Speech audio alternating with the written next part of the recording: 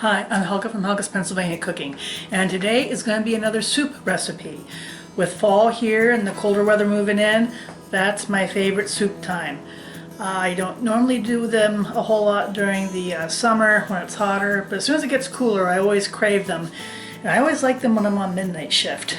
It's a great way for a meal to come together with everything you could want. And this is a harvest soup. This is a basic Mennonite recipe, but pretty much I throw at it whatever I have on hand, and it being harvest soup, it's all the goodies that are coming together here in the fall for this time of year, like cabbage and carrots, celery, all kinds. You can add squash if you want, but yeah, it's a nice hodgepodge, and I'll show you how I'm going to make mine. So as my base, I'm starting out with this. This is actually a dried soup mix from the Mennonite store, and it's got red lentils and regular lentils and split peas and wild rice and long grain rice, and that's going to be the starch base. Then I'm adding in diced carrots, onions, cabbage, some crushed tomatoes. I have a jar of my chili sauce that I'm going to add. That'll give the peppers and celery a little bit. Some beef broth. You can do this with chicken or beef. I'm using, because I'm going to add in with the lentils, mushrooms and stuff, I like doing the red meats. So I'm going to use actually venison that I have that I need to use up, and mushrooms, and then some of my Better Than Bouillon beef broth. We're going to put this in my big Dutch oven, and I'll show you how we're going to do this. The first thing I'm doing is sauteing my mushrooms and onions in the Dutch. And I use a little bit of butter and a little bit of bacon fat for my fat. That'll help give some depth of flavor, because I needed a little bit of fat for the venison. Since venison is very lean, you have to reintroduce a little bit of fat. So that's what I'm doing. I'm going to saute these up a little bit, and they start to get translucent and caramelized. Then I'm going to add my venison burger, and we're going to brown that up. So this is looking nice. The onions look nice. So now I'm going to add, and I already did add some Montreal Seasoning. That's the seasoning I'm using here. I'm going to brown this up quick. God, I love this spatula wooden spoon combo here that DIY Dark Matter made. I especially asked him to make these for Dutch oven cooking with the longer handles, and you can see this works awesome for this. Makes a nice chopper too. Anyway, I'm going to continue here to brown this, and then I'm going to deglaze it a little bit with something I forgot to have on the board. So this is browned nicely, and I'm going to deglaze it with a little bit of this. Oh yeah. That'll give it some nice depth of flavor, especially with the mushrooms.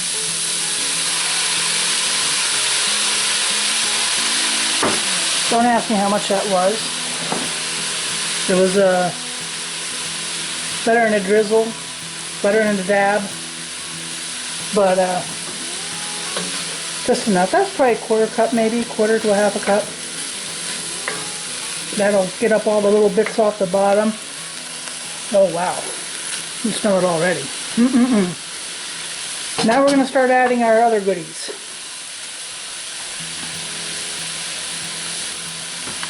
I'm going to add a good tablespoon of this. And I love this. This stuff is just the best stuff. I know I say that all the time, but there's a reason for that.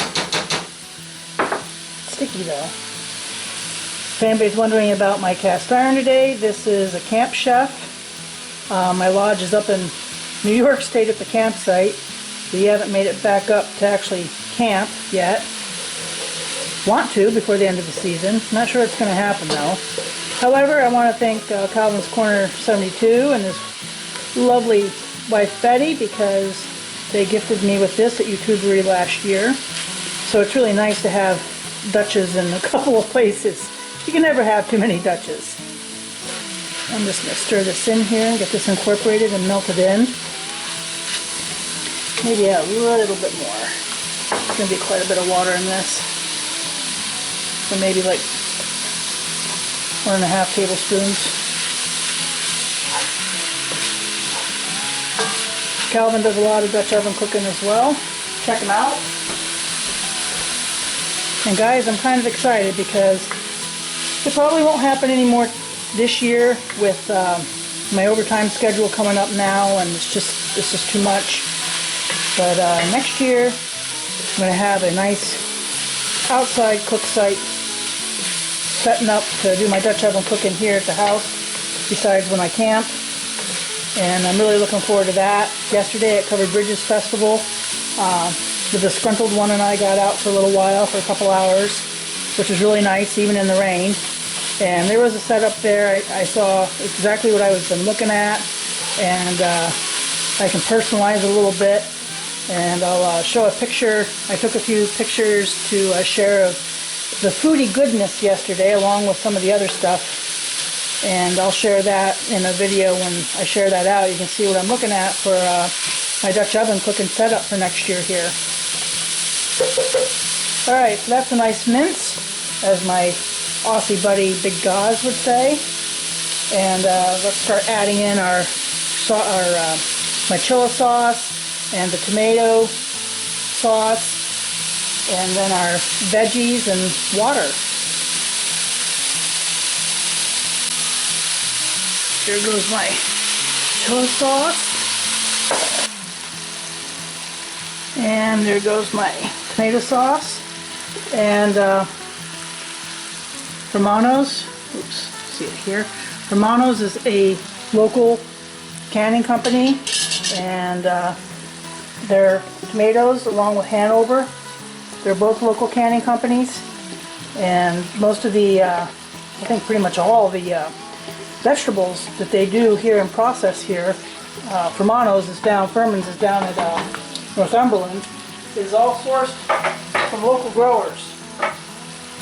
So once again, buy local. The mushrooms, Pennsylvania product. Buy local. Get this mixed in.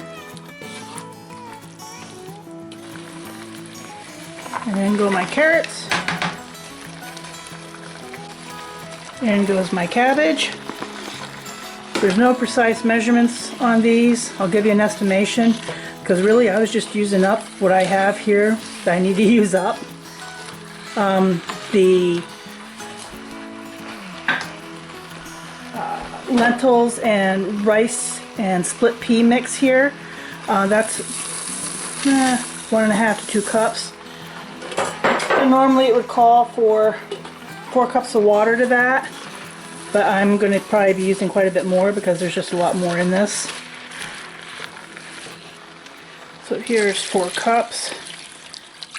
We'll see how that looks. This is a great basic soup recipe. Like I said, you can throw anything at it that you may have. Good basic Mennonite recipe. Obviously they don't put wine in theirs, but hey, you got to Helgafy it a little bit.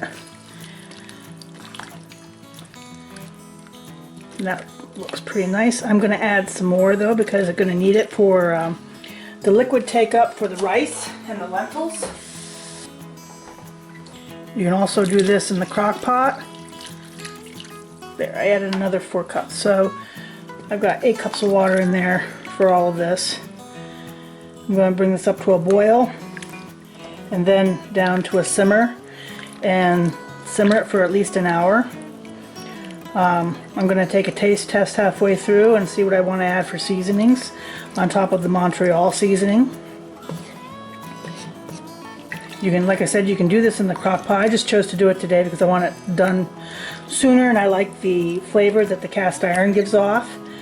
In the links below, I'll share DIY Dark Matters and Calvin Corner 72's links and Big Gaz's links to their channels. Go ahead and check them out. This is also a Cast Iron Wednesday. So Cast Iron Wednesday was started by Native Tears. Check her out. Shovelhead 8 does a lot of them. Dan's Outdoor Cooking is another channel that does quite a bit of it and participates in Cast Iron Wednesday. So check them out. Oh, I can't wait till this gets done. Like I said, you could add squash, you can add potatoes, but I like when I have lentils and rice and stuff, I like having the cabbage and those things. And as I said, you know, beef cubes would be fine. I'm using venison burger. You can do this with chicken. You know, you can custom sausage. You can customize it however you like.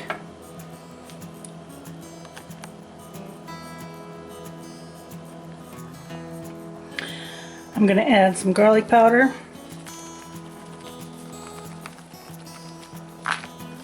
I like garlic.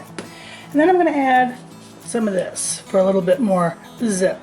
The Prime Rib seasoning has in chili powder and onion, paprika, and some other goodies. And it has a nice smokiness to it. Stir that in. I like those Treager seasonings. I have a few of them, and they're really yummy, especially for grilling. But I like adding them to soups and when I bake chicken and some other things, or even make homemade shake and bake. They're good for that too. And we're going to let this simmer away. Well, it's been over an hour, maybe more like an hour, 15 minutes, till I got back to it, since I'm doing other stuff. But look at this goodness. Just look at that.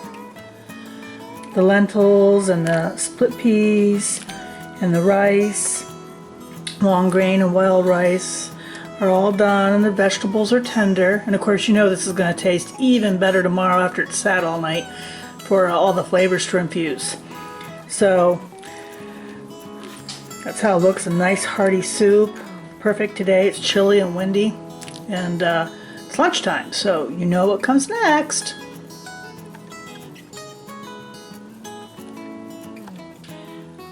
Taste test time. And there you can see it. Trying to get all the goodies here. Yum.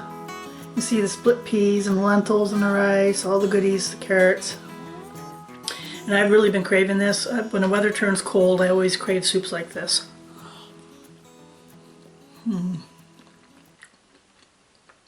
That is so good. Has everything in it to hit the spot. This is great too, putting on a big crock pot of this if you want to. Let it simmer all day. It's great for hunting season, for hunting camps. It's perfect for that stuff. It's a great take along for work, potlucks. It's easy. And it tastes really good, and it's a great way to use up, you know, your fall garden produce. It's one of the reasons I like it. I love the cabbage. That was a good way to use up my venison burger. I like this with peas in it too. So here's another soup for you that I'm going to add to my playlist, my soup playlist. Give it a try. It's a nice healthy option. It's a low carb option. The lentils and stuff don't have tons in them. It's low fat. Venison is really lean. So, I mean, it's a great way to get your whole grains and veggies and all the good stuff. Especially going into flu season, power up with some good whole food, some good soup. Enjoy.